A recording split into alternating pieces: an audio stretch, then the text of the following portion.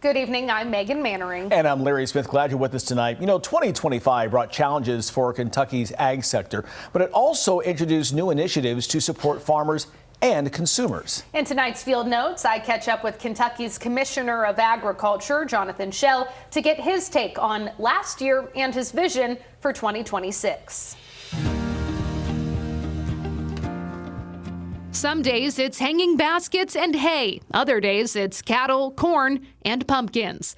Jonathan Schell says his work as the Commissioner of Agriculture is directly informed by what's happening right here. That I know how much the input costs are. I know that it's choking on cost all of our farmers in this country. As you reflect on 2025, what were the biggest challenges that Kentucky farmers faced? I think for me, the biggest challenge that we faced in 2025 was correcting so much of the problems that had developed in the previous 4 years under the Biden administration.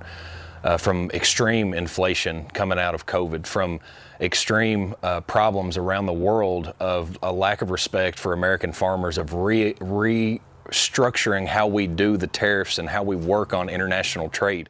According to Schell, policymakers finally understand the chokehold markets have had on farmers. He believes bad trade deals are being corrected. We heard from farmers in 2025 who said trade under the current administration caused uncertainty.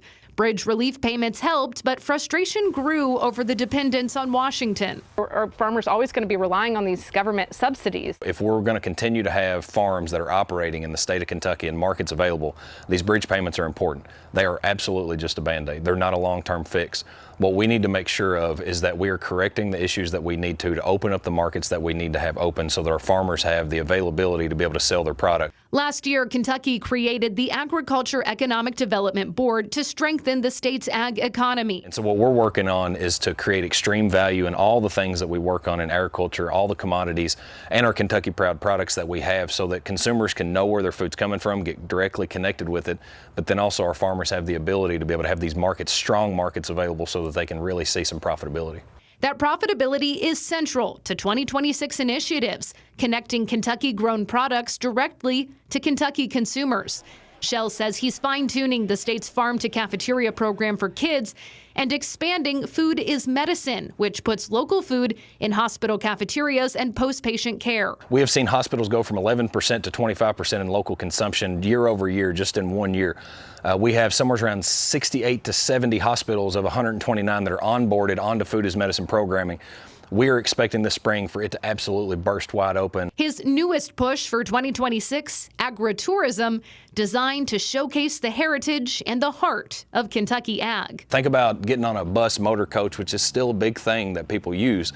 Getting down, you have 50 people on it. They get off in Versailles. They go to a chef's small boutique area that they have, and it's all Kentucky Proud, all tourism based. They're staying in an Airbnb or a farm stay somewhere, and they're having dinner that night. That's all ag products. Looking back on 2025 and straight ahead at 2026, Schell says farmers are the foundation. They're going to find a way to be successful. What we have to do on the policymaker side is not to choke them out, to not put barriers in their way, and to get these things in the right way for the markets available for them so that they can thrive on their own.